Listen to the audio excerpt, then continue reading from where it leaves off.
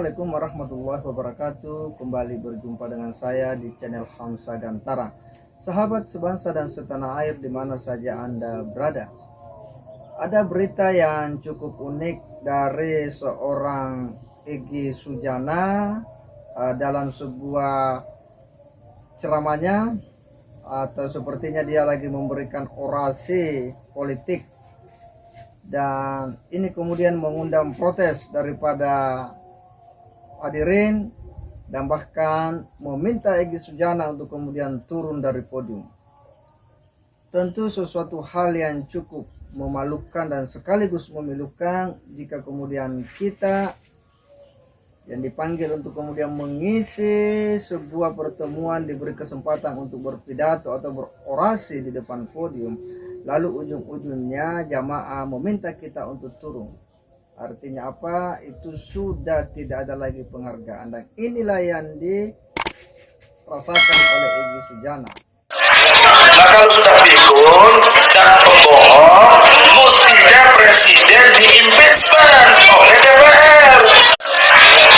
Nah, kalau sudah pikun dan pembohong, mestinya presiden diimpeachment oleh DPR. Karena apa? Pembohongan dan kepikunan itu perbuatan tercela.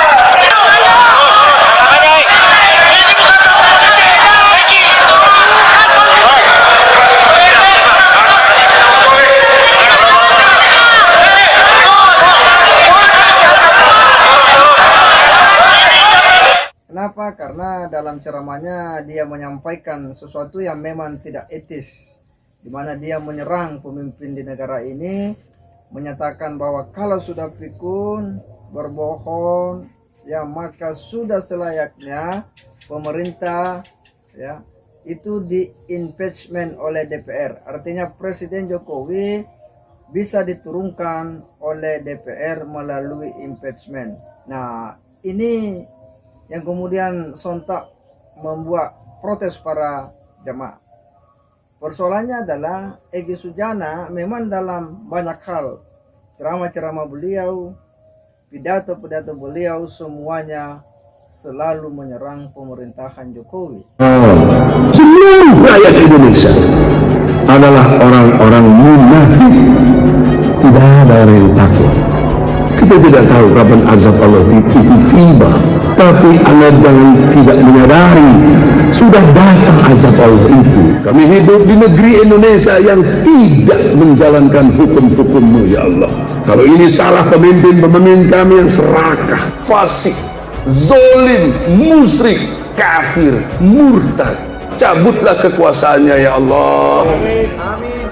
Bahkan secara negara ini karena moral pemimpin yang tidak dijaga amanahnya, ya Allah. Lah kelakuan bangsa Indonesia dalam akhlaknya, apakah ada moralitas itu? Tidak. Kalau bicara bohong, kalau janji ingkar, tidak amanah, tidak pegang janji, pendusta, bohong. Hasudnya Ustadz dengan Ustadz, la hasadaka hasadil ulama. Tidak ada dengki yang lebih serem dari dengkinya Ustadz. Ada aja yang diomongin kalau, karena kotornya hati ini. Dari mana itu? Itu numpuk, prasangka buruknya nyambung, hati busuk, hati kotor. Sementara sistem kehidupan kita mendukung itu. Itu dosanya sama dengan berzinah dengan ibu kandung kita sendiri. Apakah ini dijaga moralitas ini oleh pemimpin di negeri ini? Apakah dijaga? Hati-hati, gunjing itu serem banget, menghabiskan pahala. Seperti orang makan daging saudaranya, makin daging busuk, Masya Allah. Maka dari itu dosa gede banget, dosa besar. Mimbar pun bisa jadikan tempat menggunjing. Gini tok sudah ngerti, tahu ndak? Sudah tahu maksudnya siapa? Allah. Bahkan kalau kita masih ingat beberapa bulan yang lalu, kalau tidak salah di sebuah khutbah Idul Fitri, beliau juga dengan lantang dan dengan tegas menyatakan bahwa 73% rakyat Indonesia itu tidak bisa baca Quran.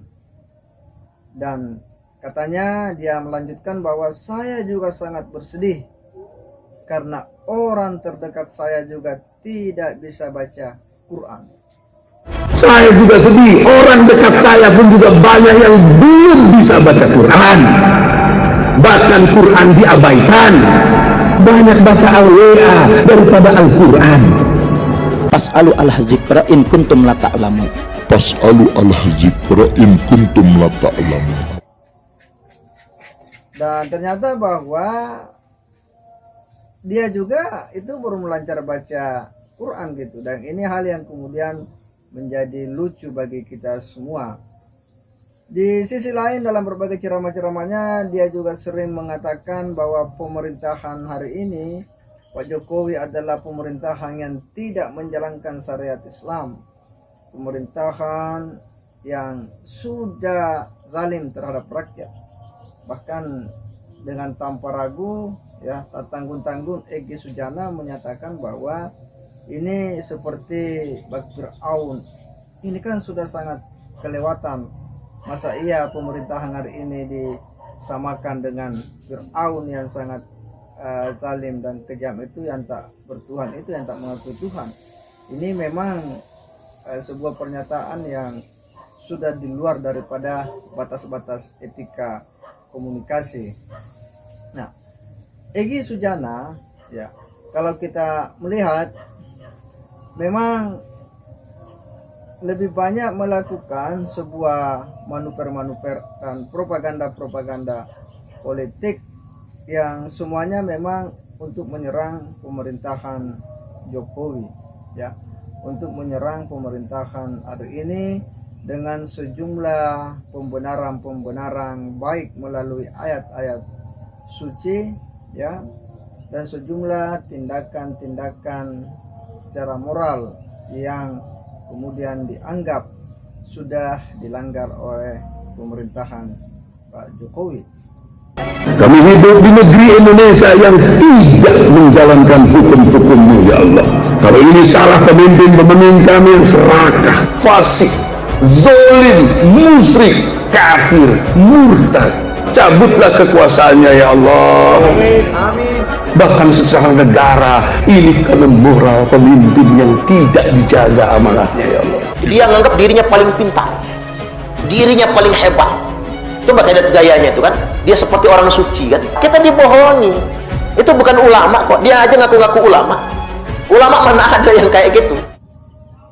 Kita melihat bahwa orang-orang seperti Egy Sujana ini atau kadrun-kadrun seperti Egy Sujana ini memang tak boleh ya dibiarkan seenaknya ya, dengan leluasa membuat statement-statement propaganda-propaganda kepada publik yang kemudian akan menyesatkan ya warga bangsa, yang nanti juga akan ikut-ikutan kemudian menyerang dan menghina pemerintah ya, menghina Presiden Jokowi, karena ada tokoh intelektual ya seperti Egy Sujana yang selalu mengawali ya atau membuat pernyataan-pernyataan yang menyerang Pak Jokowi. Nah, ini bahayanya ketika seseorang itu sudah diterima sebagai public figure di tengah-tengah masyarakat. Nah, ini yang sangat berbahaya. Kita berharap bahwa orang-orang seperti Pak Egy Sujana ini ya, semoga dia bisa sadar ya bahwa apa yang selama ini dia lakukan itu adalah sebuah tindakan keliru dan hanya akan menciptakan keterbelahan antar sesama anak bangsa, membuat tontonan yang tidak layak bagi generasi muda, membuat sebuah tayangan-tayangan yang itu hanya akan merusak ya cara pandang generasi kita hari ini. Saya kira demikian. Wassalamualaikum warahmatullahi wabarakatuh.